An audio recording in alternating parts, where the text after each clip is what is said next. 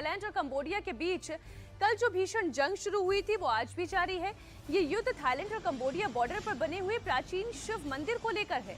Cambodia और Thailand की सेना एक दूसरे पर अटैक कर रही है। बताया जा रहा है कि थाईलैंड ने कंबोडिया पर फाइटर जेट F-16 से हमला कर दिया, तो वहीं कंबोडिया ने भी थाईलैंड पर ड्रोन से बम बरसाए हैं। जंग में अब तक 12 से ज्यादा लोगों की जान चली गई है। दरअसल थाईलैंड के सुरिन प्रांत और कंबोडिया के ओदार मींचे प्रांत की सीमा पर एक प्राचीन शिव मंदिर है जिसका नाम प्रीह विहार है, जिसमें अब भी शिवलिंग मौजूद है। अब इसी शिव मंदिर को लेकर 24 जुलाई को गोलीबारी और हवाई हमले शुरू कर दिए गए। कंबोडिया का दावा है कि थाई सैनिकों ने पहले हमला किया, जबकि थाईलैंड ने कंबोडिया पर ड्रोन और रॉकेट हमले का आरोप लगाया। थाईलैंड ने जवाब में F-16 जेट से हवाई हमले किए हैं, जिससे तनाव और बढ़ गया है। जंग में कम से कम 12 लोग मारे गए हैं और हजारों लोग विस्थापित हो रहे हैं।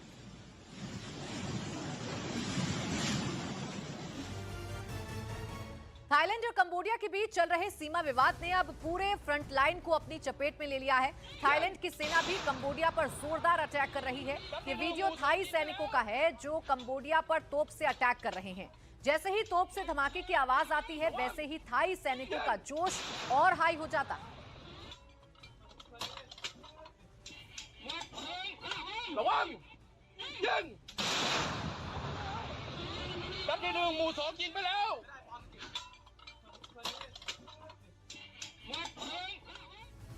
कंबोडिया ये दावा कर रहा है कि थाईलैंड ने उनके मिलिट्री स्टेशन को भी निशाना बनाया है, जिसका वीडियो उन्होंने शेयर किया है। दावा किया गया है कि यह वीडियो थाई सैनिकों के द्वारा किए गए ड्रोन अटैक की है। ड्रोन कंबोडियाई सैन्य अड्डों पर बम बरसा रहा है।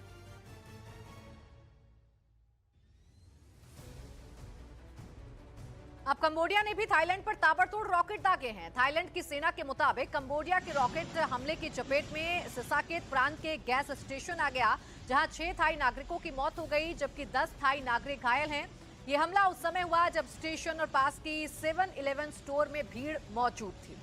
कंबोडिया के अटैक में थाईलैंड में जो नुकसान हुआ है उसकी तस्वीरें भी सामने आ चुकी हैं। आप तस्वीरें देख सकते हैं। जहां जहां कंबोडिया के रॉकेट गिरे हैं वहां वहां पर तबाही आई है। कई घर तबाह हो गए हैं और इसलिए कई लोगों को यहां से विस्थापित होना पड़ा है।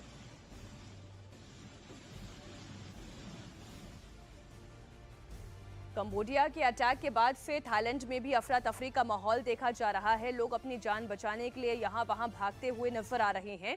कंबोडिया से रॉकेट दागा गया, जहां उसके धमाके की आवाज भी सुनाई दे रही है। थाई सैनिक और थाई नागरिक अपनी जान बचाते हुए इन तस्वीरों में भी दिखाई दे रहे हैं।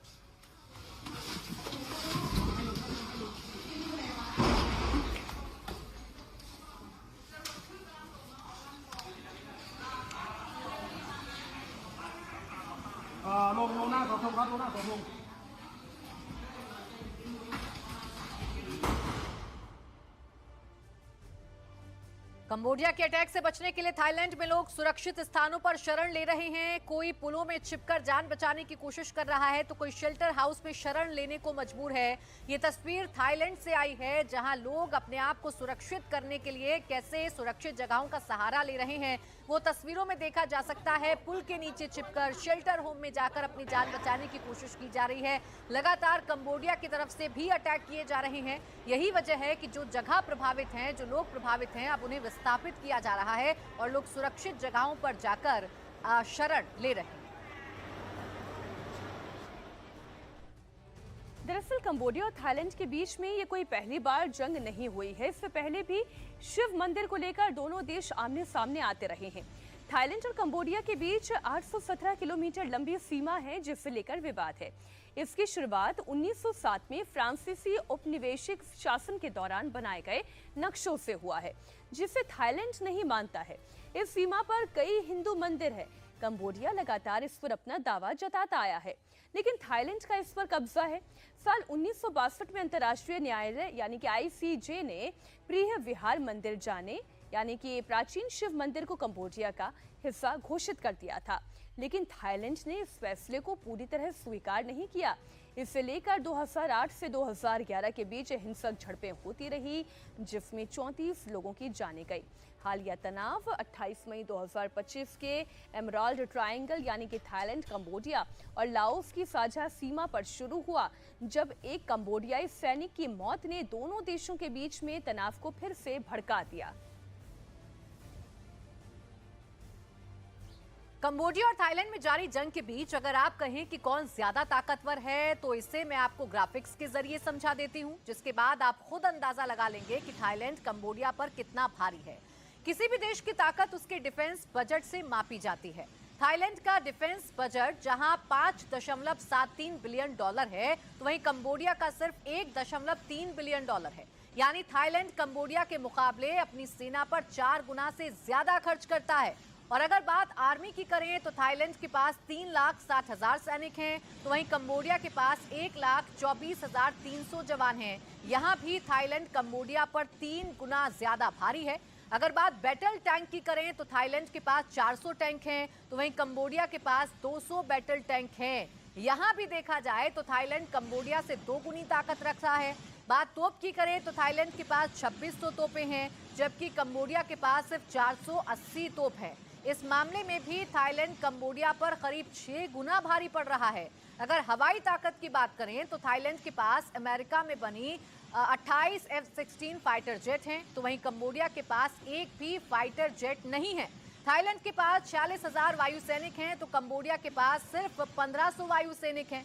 कॉम्बैट एयरक्राफ्ट के मामले में भी थाईलैंड कंबोडिया से बहुत आगे है। थाईलैंड के पास 112 कॉम्बैट एयरक्राफ्ट है, तो वहीं कंबोडिया के बेड़े में 10 चीनी हेलीकॉप्टर Z-9S और रूस का बना 6 Mi-17S है। थाईलैंड न सिर्फ जमीन और आसमान में कंबोडिया पर भारी पड़ता है, बल्कि समंदर में भी कंबोडिया से कई गुना ज्यादा ताकत थाईलैंड के पास है। थाईलैंड के पास 70,000 नौसैनिक है, जबकि कंबोडिया के पास सिर्फ 2,800 नौसैनिक ही हैं। साल 2025 मानो जंग का साल है। इस साल अब तक कई देशों के बीच जंग हो चुकी है। पिछले 3 साल से ज्यादा समय से रूस और यूक्रेन के बीच जंग जारी है। उसके बाद भारत और पाकिस्तान के बीच ऑपरेशन सिंदूर के दौरान जंग हुई। हालांकि ये जंग सिर्फ 3 ही दिन चली। इसके बाद पिछले महीने ईरान और इजराइल के बीच भीषण जंग हुई। इसमें 600 लोग मारे गए। और जब कंबोडिया और थाईलैंड के बीच जंग शुरू हो चुकी है, मतलब साल 2025 जंग के साल के तौर पर याद रखा जाएगा, क्योंकि साल 2025 को खत्म होने में अभी 5 महीने से ज्यादा का वक्त बचा हुआ है।